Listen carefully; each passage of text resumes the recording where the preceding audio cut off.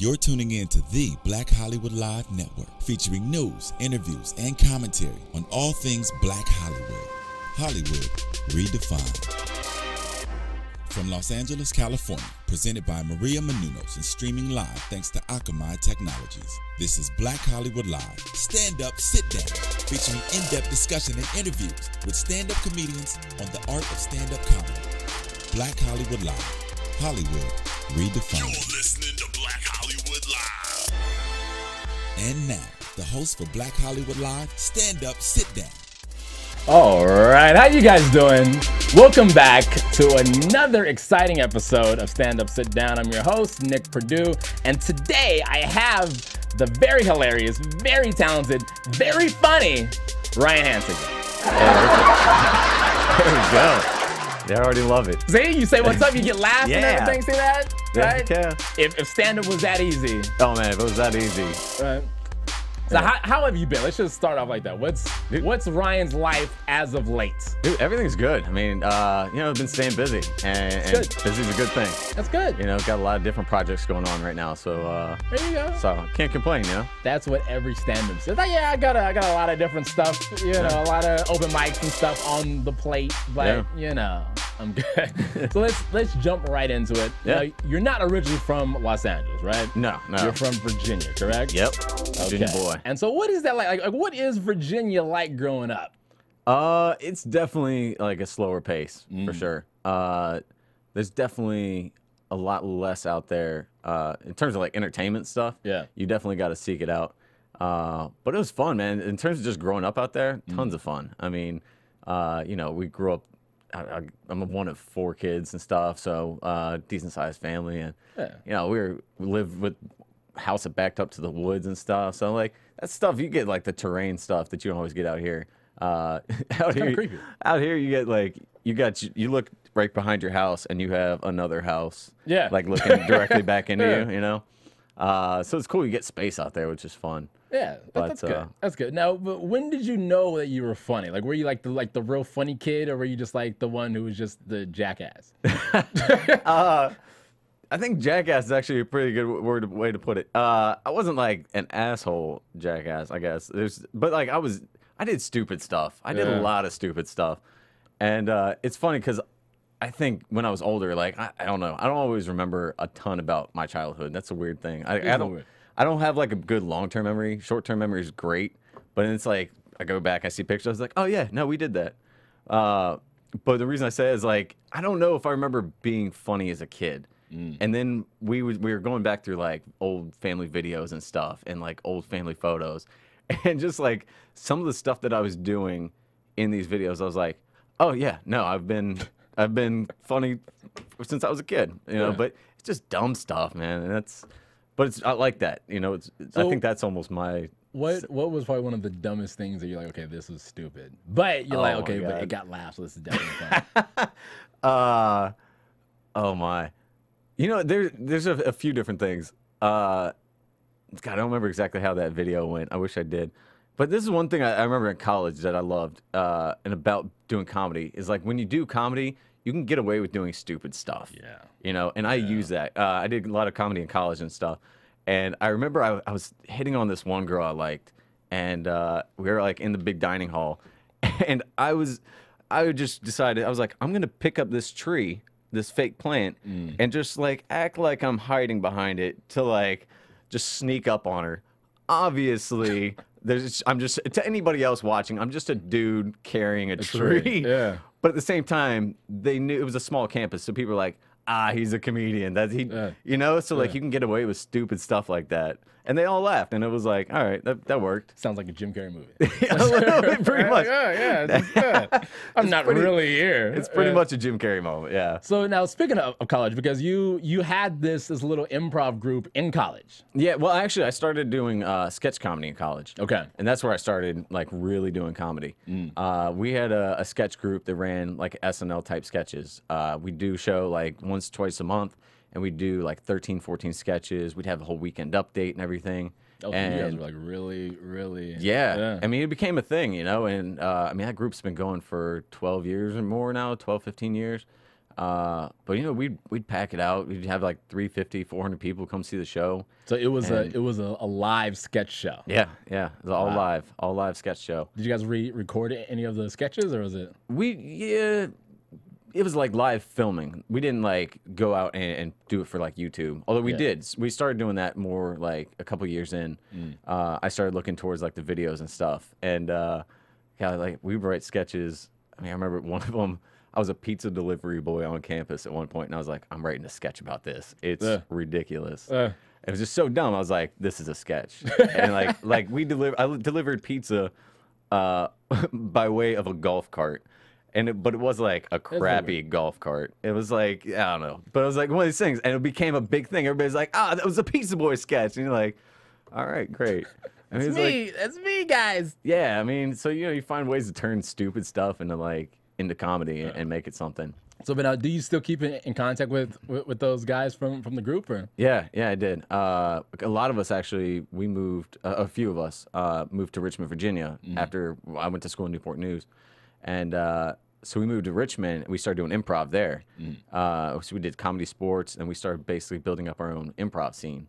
And they actually have an improv scene now, the Richmond Comedy Coalition. Because of you guys. Because of us, yeah. We started branching out. We started doing festivals, and we took it outside of just doing short form with comedy sports. We wanted to do long form improv and do festivals and stuff like that. So we started creating our own scene that we could do that. Yeah. And now they have their own theater and stuff now. And it's like we actually kind of started a cool thing, you know. So you go back to Richmond and you're like that dude now, like, oh yeah, Ryan, yeah. A little bit. It's kind of cool. I mean, like, you know, in a you know, still you stay humble, you know, and it's like, but in a way, it's like, yeah, you feel like you're doing a cool thing, and you know, trying to take it to the next level by moving out here and advancing the whole thing. It's like, you kind of have everybody rooting for you, you know. Yeah. And so, yeah, it's cool. I always love going back home and doing shows back there and kind of touching base with them and checking out their shows, seeing what they're doing. Hometown hero. Yeah. Yeah, just trying. It keeps you pushing, you know. That's good, you know, and because you have that support, you know, and so like you know that even like when you don't have a good show out here, you know, like people back there like via Facebook or Twitter, where they're like, you know, like Ryan's doing this thing. Yeah, you know? Yeah, like, all right, I'll go and maybe have an off night, and I'll just be, then you go back into Facebook or Twitter, and you're like, great show, and all your friends back home like, you're like, perfect. We knew you could do it, right? Yes. Fun so crowd. Glad. They're like, Glad. Oh my god! So you moved to LA. Now, Yeah. like, was this just a decision? You're like, okay, because there's nothing else that we can really do in Virginia, and you want to come to LA, like, or kind of like, what was the basis behind that? You know, it kind of got to a point. I think I knew from an early age I wanted to move out to LA or New York. I always wanted to do that. But at the same time, it was like, it's such a big move. Yeah. You know, I wanted to see, I kind of wanted to take steps. You know, I was like, oh, okay, I was able to do this in college. Now, can I do it in a small city in Richmond and kind of make an impact here the same way I did in college?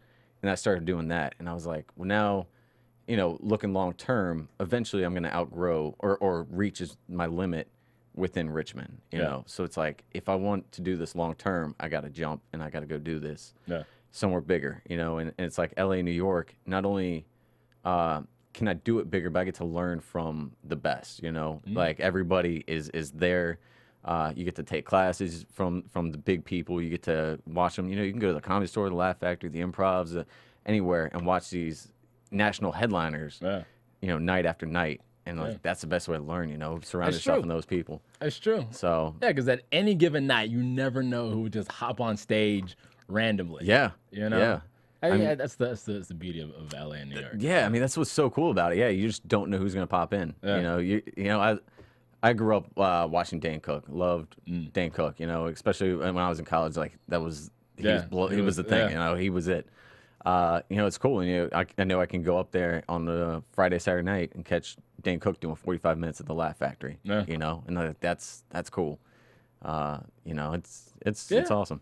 So now you have this improv group out here now, right? Called Cat's Bath. Yeah. Is it Cat Bath or Cat's Bath? Well, no, yeah, it's Cat Bath, and we run a show called Catsby. It's like a spinoff of The Great Catsby. Yeah, it's ridiculous, but it's fun. Where did that name come from though? Like, Cats, like, where did this, you know? You know, it's funny. improv groups are always trying to find some like ironic name or whatever, like something fun. And I remember we were sitting there like, we want to find something like almost like, now that I think about it out loud, we're like, we want to make it sound kind of like a rock band kind of thing. Cat Bath, in no way was that. No, I don't know how no, we no. ended up back at Cat Bath, but we went through like so many different names. And then it got to, like, you just pick like 2 fun things. You start putting all these words together, and we're like, Cat Bath. Like, you put a cat in water, that shit gets crazy. Like, I don't know, something about it just stuck. And I think half of it was like, you start looking at the pictures, Google images of like, hey, what could we use for like promoting? And you just start looking at pictures like, these are hilarious. Like, that's it. And I just So stuck. what were some of the other names that didn't make it? Oh my God. What, oh, this has been like 4 years, so. Like Rhino Tongue. I mean, it was, God, I don't even know. That's what I like. I want to see the list of like the ones that were like, yeah, I would love to go back and see if somebody still has that list. Is it like, or like even the ones, there's been other ones that pops in like into your head throughout like over the years and stuff. I'm like, that would be fun if we switch up groups. I got to go with this, but yeah, I don't remember. I haven't written them down in a while. Yeah. Okay, But so there's some good ones out there though. Who started the group, or was it like just a group of guys you met out here? Like, what was the? Yeah, it was a group of guys that I met out here, and just through UCB classes. We actually in the 101 class together, a UCB Improv 101, and then just for those of you who don't know, UCB is the Upright Citizen Brigade class. right, yeah. And so we were taking classes there, and then we kind of ran into each other some more throughout other classes, and eventually put together a group, started getting coaching outside of the classes, and started putting up shows.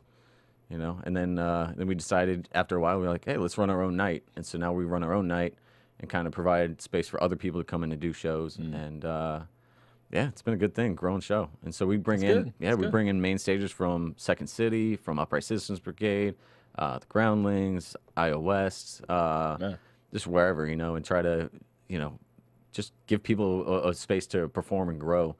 You know, it's like, it's funny because the improv doesn't have the same outlet that stand-up does. Yeah. You know, for a while it was, you have the big theaters, but you didn't have a whole lot of the small shows. Where like stand-up, you have an open mic you can go to and you can work out. And so now like there's a big indie scene growing in LA. It's been growing over like for years now, but it's getting really big. It's essentially like an open mic of improv, you know, where you can grow into those bigger theaters, which is cool. Yeah, that's good. That's good. Yeah. So now, as I say, the improv versus stand-up, because you do both. Yeah. So what is that balance like? You know, and then, like, do you get any material from improv? You're like, oh my God, like that would be a good joke. Yeah. I think I get more sketches out of improv than I do stand-up. But what I like is like, they help each other a lot for me. I feel like my joke writing and joke telling leads into the improv because I know comedic timing better. And so then I know when you need to make that turn in the scene and to like really get the laugh going. And then the improv stuff, it keeps you on your feet, on your toes. Yeah. That helps you in stand-up. So you're not so scripted all the time. And you can be in the moment and you're not thrown off by, you know, stuff going on. Yeah. And you know, like I've found that it's been able to like help me be more natural on stage. And so I could just be in the moment and like have fun. You know, I have these jokes, but I can kind of weave in and out of the jokes and not be afraid to take some chances, you know, off script. So I don't know. I like them both. You know, I've always thought, you know, as I'm going farther in each one, you know, I'm always like concerned with, okay, am I going to have to give one up at some point? And luckily I haven't gotten to that point where I had to give one up. I've still been able to kind of balance the two. But it'd be hard because I love both of them. They both give me something and something different. So it's like, you know, it's hard to think about dropping either one. It's like kids. Yeah. You know, like, okay, well, you can't come with daddy because we can only, you know, so you don't really want to make that decision. But when did you start doing stand-up? I did stand-up a little bit in college, and then I really started doing it mostly when I got out here. Did a little bit in Richmond and stuff, but mostly out here. So about 3.5, 4 years ago, I really started doing stand-up comedy. Well, what prompted that? What made you say, you know what, let me try this? You know, a lot of it was going from moving out here from Richmond, even though the scene was smaller out there for comedy, I was still doing improv and stuff, like 3, 4, 5 nights a week. And when I moved out here, I didn't have that same outlet, or with the improv. I didn't have shows that often, so I was like, I need more stage time. Like, I know what it feels like to have stage time. I need more. Yeah. And that's kind of what kicked me into doing stand up. And really, I was like, I can, as much as like my group was awesome, but they had other things going on at the time too, and they and trying to get 6, 7 people all on the same page for the same dates was always kind of tough. So I was like, I know I can go do stand up anytime I want. Yeah. There's an open mic every day. Yeah. And multiple mics. So I'm like, I can go do comedy whenever I need to. That's true. Yeah. And you can feel that void that you have. Yeah. And so that's really what got me into it. Is like I had that itch to do more, and I knew if I did stand up, I could do that. So now, like, because you do a lot of writing, right? Yeah. So now, because like writing for sketches versus writing, like stand-up jokes. Right. Like, let's talk about your writing process for the sketches first, and then we'll get into the writing process for stand-up. So like, like, where do these ideas for these sketches and just come from? Like, is it just because like I know it's like there's stuff like that happens in real life, but ever just sit around, it's like that would be funny. Yeah. I mean, a lot of it, real life stuff, but even just like joking around with friends and like something funny comes out of it, I just write it down. It's like I write down everything. I mean, I have books and books of just like funny things, or looking back, some of it like, oh, that wasn't that funny. Yeah. But like when you think it's not that funny. You're like, what does this mean? I don't know. Lizard tails. What is that? I don't know. Like you write down random notes. But a lot of it was just like real life stuff, and then I like taking the like the real life stuff and saying what if to a lot of it. And I think that's where a lot of the expanded sketches come from, where it's like, oh, that's cool. This didn't actually happen, but it's like, what if that happened? Yeah. And then that's what's the beauty of sketches and comedy and all these things. It's like, you can do that. You just get to explore the what ifs of life, of like, yeah, that didn't exactly happen, but sometimes it did, and it just writes itself. Yeah. But then it's like, God, what if that happened? That would have been sweet. And we get to do that. And so you get to create that. And so I think that's where some of it comes from. And then in terms of like writing stand-up and sketch, it's funny because I've had some stuff with stand-up didn't necessarily work as a stand-up, but worked better as a sketch, and vice versa. So it's kind of interesting. Some of those notes that originally were sketch ideas, I was like, oh, I need more stand-up material. And I turned that into a stand-up bit. Yeah. So, okay, but now, like, when you write, like, because I know you say you write down everything, you take notes, but, like, do you, like, sit down and kind of, like, say, okay, for, like, this next hour, I'm just going to write stuff? Or is it just, like, kind of, like, fly by night and kind of, then, okay, let me get on stage and try this. Does it work? Yeah. We'll see, like, what is your, like, real process like? Yeah. It's kind of been a combo of both. I think in the early stages, it was a lot more just writing out pages and pages of stuff. And then just kind of whittling through. I still think that, I don't know, I still like that process of doing that. I don't tend to do it as much now. I like the idea of writing on stage. I bullet point a lot of things. And, I write out, this is a funny idea that I had. And then I go through and I'm like, I really just kind of bullet point like, oh, this is funny. I want to hit these notes and kind of talk it out and see what happens. And then just trim the fat. I think that's the best way. It's like, just kind of find out where the laughs are coming. I record all my sets, so it's like, I go back, I listen to it, and I say, okay, this part worked. This was too long. Get rid of this part. Keep the laughs. How do we expand that? But sometimes, like sometimes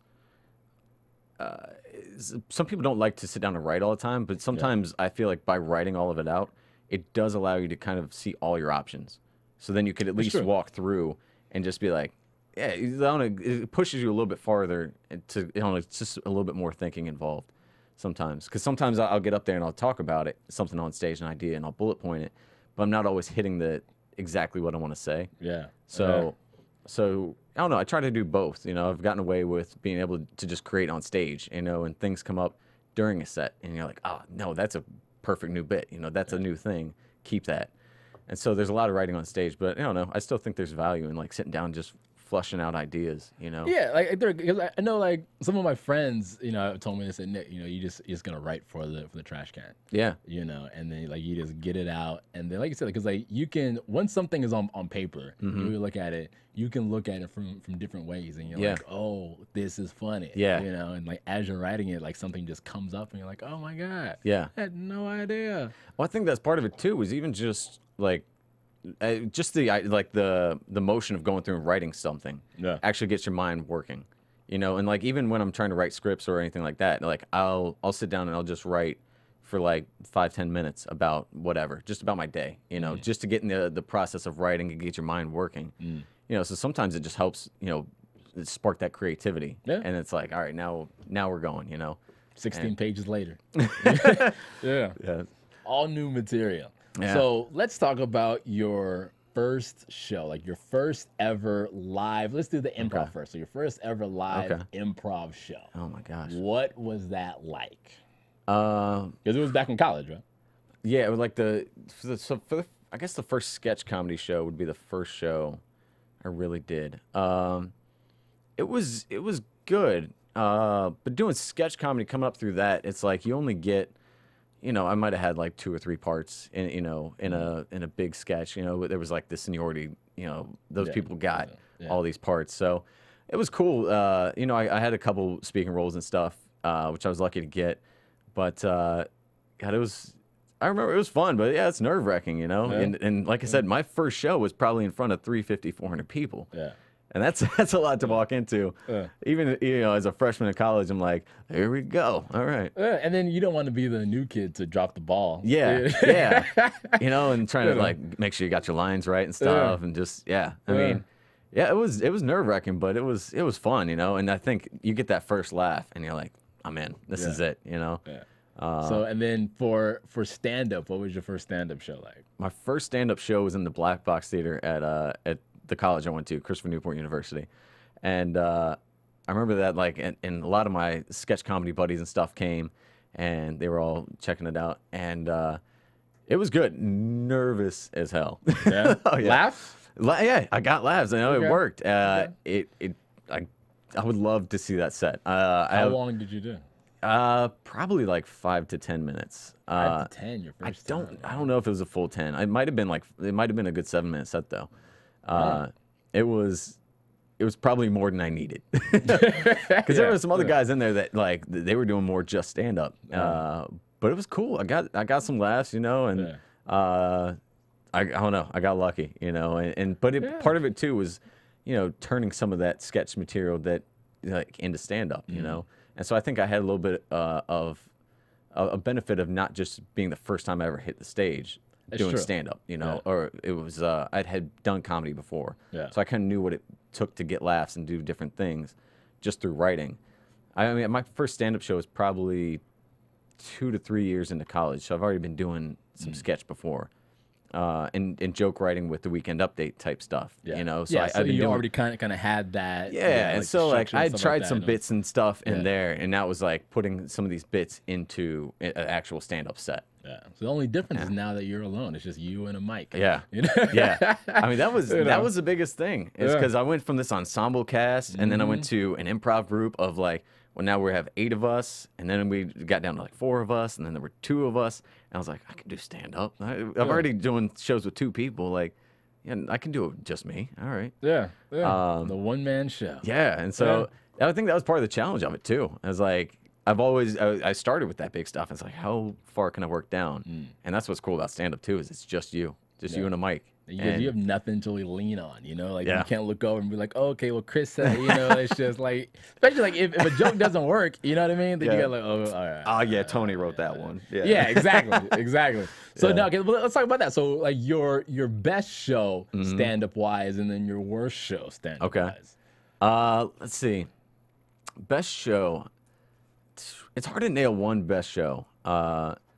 There's been a lot of good ones, a lot of fun ones, and like different reasons. You have some where you rocked it, and just like that feeling you had the audience in the palm of your hand. You could do whatever you wanted. Yeah.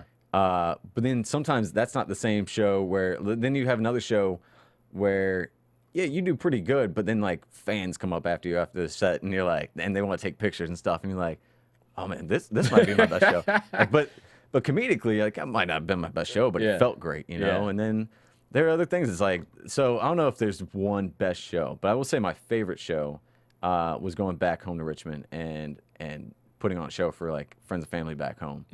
And I did a full, I did like 35 to 40 minutes in front of like friends and family and stuff. And that's cool because like we talked about before, like those are some of the people rooting for me, like when I left. And so it's cool to go back and do sets for them. Also fun because they are part of the material. and then they find out.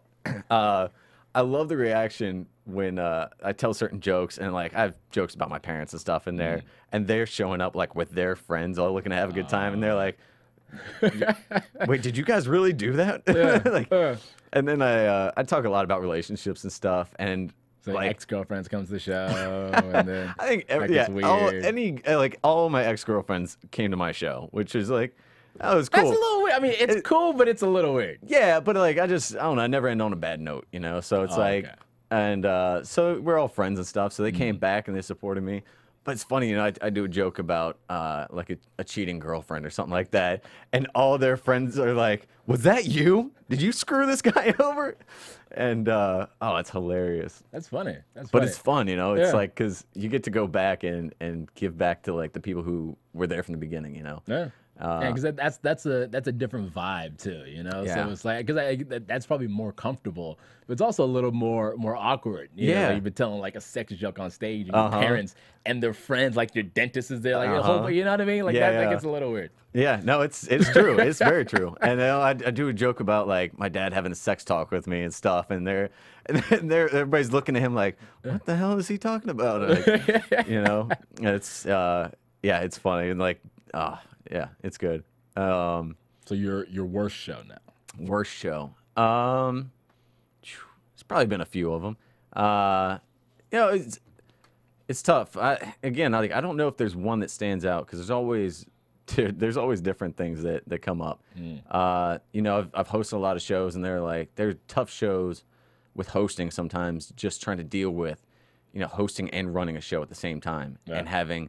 You know, maybe that night you had like a long list of comics, you had some other people drop in, and then you have like, there's those shows that are stressful, and you're trying to just keep everybody calm, and you're trying to keep the audience there because they're like, oh, we've been here 2.5 hours, you know, at that point. So you're just like, and you're hosting, so you're like, hey guys, stick around. There's more.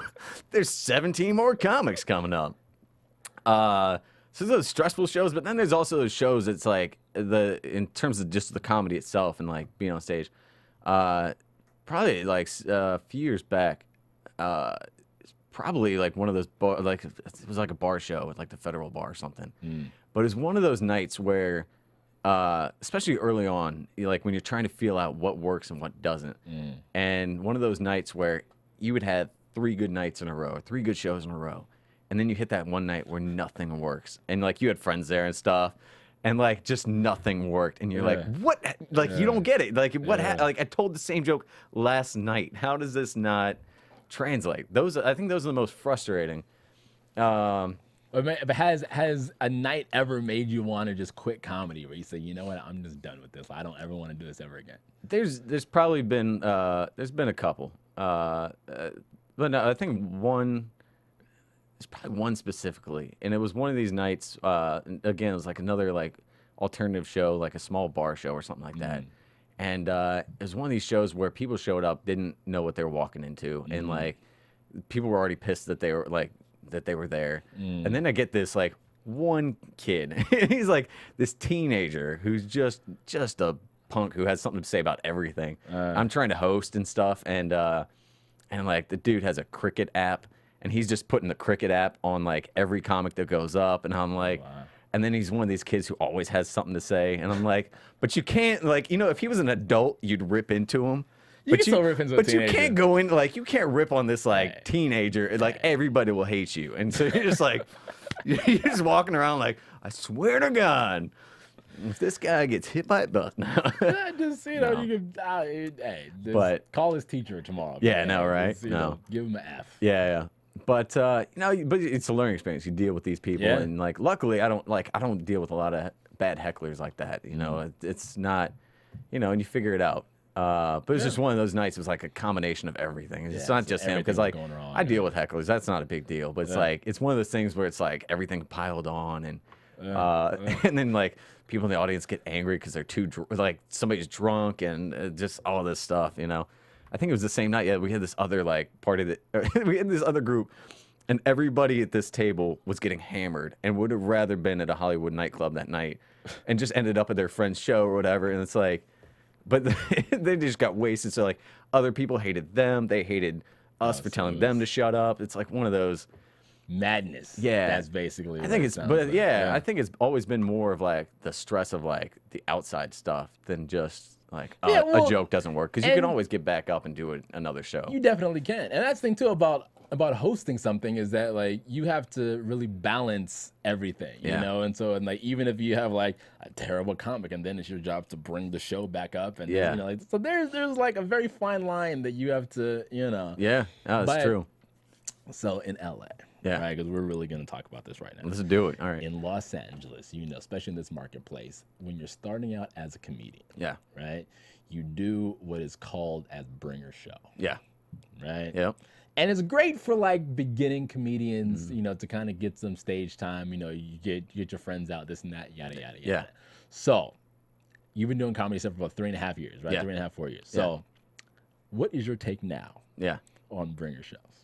That's a good question. That's a good question. It's interesting. Now I try to. It's weird because I think it's part of the process, and I hate to say that. But it's just like everybody wants stage time, and it's so hard to get. Where I'm at now, I'm fortunate that I don't really have to do that. But with that being said, I think it teaches you something that everybody can take from that, and that as a comic, you're still a businessman, and you still have to promote and find a way to get yourself out there and get a following. Because without a following, you can only go but so far, And really, like, you can find ways to do it. You can still do open mics and stay busy and start doing that. But ultimately, like, you want to be seen.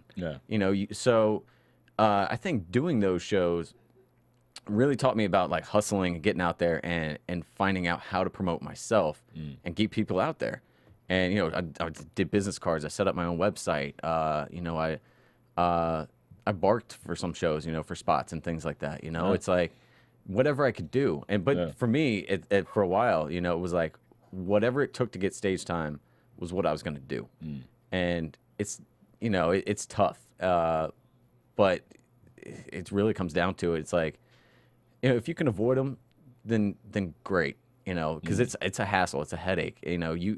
Everybody only has a certain amount of friends that you can really bring to a show, and then some of the shows are like, some of these people are doing it for the first time, where you might be 2 years in, so it's tough, and it's tough to constantly bring people to shows where a third of the show is good, a third of it brand new people, a third of them are so it's tough, they're not but it seems like out here it's part of the process. I hate to say it, but I wish it was different. I do. But like when it comes down to it, it's like stage time, and what, like how bad do you want it? That's true. But I feel that like bringer shows that have kind of like they lost the art of comedy. You know what I mean? I agree. Because it's like a lot of the promoters. I'm not going to name any names, but you guys know who you are. Yeah. A lot of the promoters are just in it for the money. Like they don't care about comedy anymore. Yeah. And that does bug me. I helped run a lot of shows for different people and stuff, and me personally, I cared more about the integrity of the show than anything else. Like, I wanted it to be a good show, start to finish. And that's what I loved about hosting, is I had control over that a lot of times. And like sometimes you could book the show, but as a host, ultimately I have a say in like how long the show's going to run. Because I'm like, I kind of get to call the shots. I'm like, no, we don't have time for this person, or how much time am I going to do in between sets? Keep things going. But you're right. There are a lot of people that get into it, and it's like they're trying to make money off of new comics and stuff like that, and it's unfortunate. And you know, you gotta find the right spots and the right people to work with. You know. Well, you know, and especially out here, because this is Hollywood, so this is just like, you know, like this is there. You know, people want to be discovered, and so people will do stuff, and they'll just buy into it. You know, and Yeah. say, okay, all I gotta do is bring 7 people, Yeah. 10 people for a spot. Yeah. Because have you ever gotten bumped because you didn't bring anybody? Oh yeah, it's happened. I've paid people. In the beginning, I threw down like $20 at a show one time. I said, I don't have anybody here. Here's $20. Put me up. Like that's how bad I wanted stage time. Wow. And I'd do that. Like I'd do go anywhere and do anything for stage time. Especially coming up, getting started. Like that's how bad I wanted it. It sucked. I don't think it was right necessarily that I should be doing that kind of stuff, but that's how bad I wanted it. So really it comes down to what, you know, how bad do you want it? Yeah. But cause stage time. But again, with that being said, there are other ways to get it. So, you know, if you know, some of these people run decent show. Like there's some producers out there that do ask you to bring people, but it might be a free show. You know, I know some people out there. It's a free show. It's $5. And they're like, you know, they'll also run some other. There's just some people that run very good shows, and if it's a good show, why not? Like it doesn't hurt to ask. Like even still, like I promote for every show I do. Yeah. Whether or not people come, the thing is at this point, I do enough shows that I feel like people come when they're free. You know, when you're getting started, it's like I have 2-3 shows this month. Like you have to be at these dates. Yeah. Now it's like, oh well, you're performing again in 2 days, so we're just coming to that one. Yeah. You know, so it's hard sometimes to like actually like bring at different shows. But here's the thing: when it comes to bringing in stuff, something that I learned is like, as much as you don't want to do it for that kind of stuff, like those stage times, the art of being able to promote and bring people benefits you. I mean, for instance, like recently I actually did the audition for the BET Comic View, and you know, and they're like, it was a night, I don't even think it was open. The Comedy Union was open that night, and so they're basically like, hey, you know, bring people if you can, you know. And this is my manager telling me, you know, bring some people. You want support in the room, for you know audition stuff like that, and or you know. My manager's throwing up industry showcases. Like, I want to pack people in that are my fans. Yeah. So just for being able to, but now I kind of, you know, I know, all right, these things are going to come up. Those are the ones I'm going to hit hard, you know. But again, I promote every show as that, and just because I want a following, you know, and it's a business, you know. Well, and then because it's also fun too, though. Like if you do a show and you don't have anyone in the audience that like knows you, you know what I mean? Yeah. And then now you have like these new people coming up to you, like, oh my god, like, you're funny. Yeah. You know, and then like you start getting like these, you know, like these people that are like, yeah, like Ryan. Yeah. Yeah, I've seen Ryan at, you know, Comedy Store. I've seen him at Lab, you know, like, so then like that's really kind of how, you know, like your name gets out there and you start being, you know. So. Yeah. No, it's cool. But that's where it comes down to, like, how do you keep those people? That's where it comes down. Like, be funny. Be funny. Be funny. But then I'm like, I tell people, I'm like, you got to get those business cards and things, because some people just don't have the tools. It's like, yeah, if they like you, how are they going to find you? Because it comes down to it, unless they pull out their phone right there and hit you up, you know, on Twitter and Facebook, like they might forget, you know. So I don't know. So, but what do you how do you feel about, you know, because there's a lot of like internet comedians, speaking of Twitter and stuff like that, like there's you know, like there's a lot of these Twitter comics, you know, who can tweet something and then get a whole bunch of retweets and favorites or whatever, versus like the stand-up guys or the improv guys that do stuff live on stage and stuff like that. Like how do you feel, like what's your take on the internet versus like an actual traditional comic? You know, I think it's interesting. It's making it harder for stand-ups and like comics of any kind. Because, I mean, for us, it's like now we have to keep up with that, too. You know, I have people who, you know, they'll come to shows, but then they're like, hey, are you on Vine? You got to be on Vine, dude. I'm like, you're like, yeah, but that's like one more thing. And it's like, but then also, you know, you put out, especially stand-ups, you know, it's like you put something on Twitter and it's kind of gone. You know, like if you, like you, as a stand-up, it's like you don't want to waste all your good jokes on Facebook and Twitter. That's true. Because I don't want somebody to come. You know, I've I can't tell you how many times I have put a joke up, and then you go try to even tell it to your friends out, like, and they're like, "Yeah, we read that on Facebook." You know, and it's like, oh, what? But was it funny? Did you like it? Yeah, exactly, right. But it's like it's that kind of thing where it's like, but you're always required to keep producing stuff, you Yeah. know, and it's like, Yeah. but at the same time, you don't want to just give away everything for free because true. at some point you want to make that something. You want to be able to put that in your Comedy Central special. You want to put that. So you know, it's interesting. You know, these people.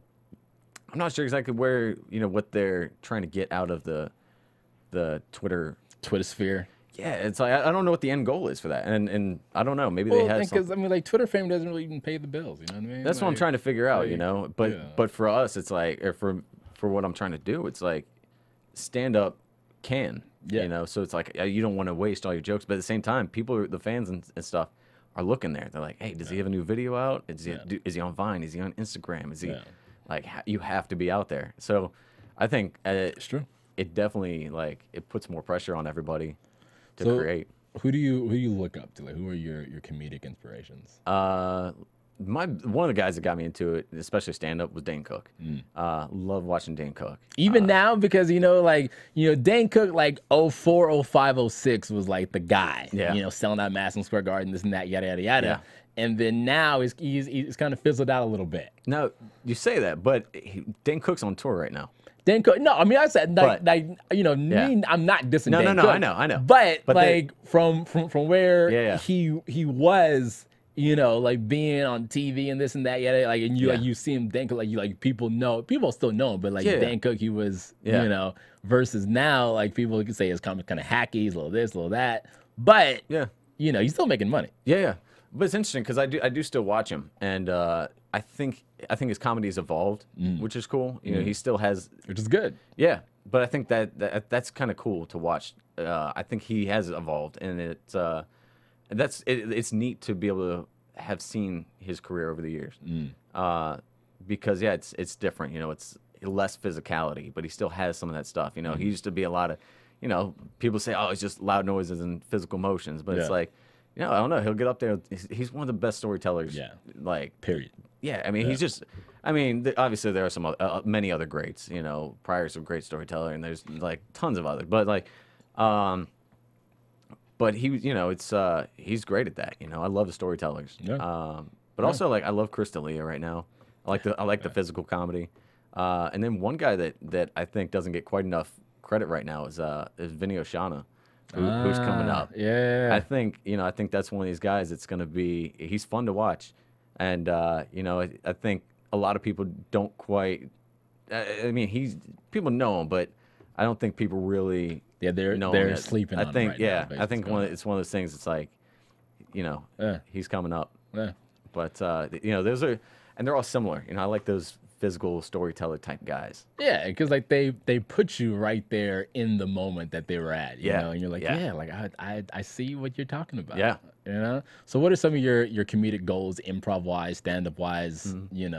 What do you want to do in the next 5-10 years? Yeah. I think I don't know, career wise, I really want to I want to do comedy into comedic acting and stuff. But I want to bring it back to comedy. I never want to stop live comedy. And that's I know one thing, especially in LA, people are like, oh, is this guy just doing comedy to be an actor and this and that? And that's always a big thing.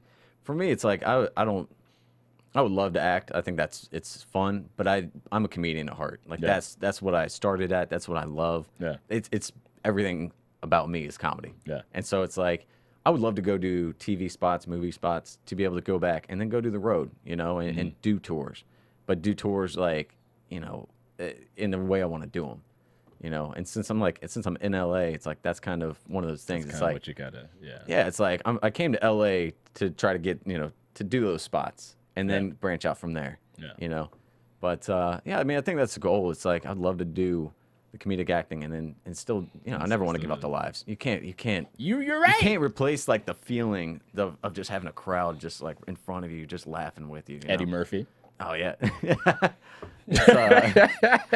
So what do you have coming up, Ryan? I've got a few shows. I've got the improv show with our Cat Bath group on Sunday, this Sunday, the 15th. And that's going to be at Theater Asylum Lab. Okay. We run a show from 8 to 11. So we've got 3 or 4 groups per hour. But that's a really fun show. We've got some UCB, Second City and Groundling type people coming through. And then the next stand-up show is going to be Tuesday at Haha Comedy Club in North Hollywood. 8:30 show. So, Gotcha. And so where can your fans and people find you? yeah, online? check us out, www.ryanhansinger.com, Facebook, Twitter, Instagram, all at Ryan Hansinger. That's pretty much it. Yeah, check me out. I post all my shows and everything. I pick up shows throughout the week all the time, so I post them up on the social media stuff. So definitely. Perfect. Sounds good. Thank you, man, for you, coming Nick. in. It was good Yeah, talking to definitely. you. Oh, We that had was some, we had fun, some man. I good had a blast. laughs, right? Yeah, yeah. Thank you guys for tuning in and watching. And again, you can find me all over the internet at The Nick Purdue. See you soon. From producers Maria Menounos, Kevin Undergaro, Phil Svitek, Dario Kristen, and the entire BHL staff, we would like to thank you for tuning in to the Black Hollywood Live Network. If you have questions or comments, tweet us at BHL Online or email us at info@blackhollywoodlive.com. For more exclusive content, visit blackhollywoodlive.com. This has been a presentation of the Black Hollywood Live Network. Hollywood redefined. The views expressed here are those of the host only and do not necessarily reflect the views of BHL or its owners or principals.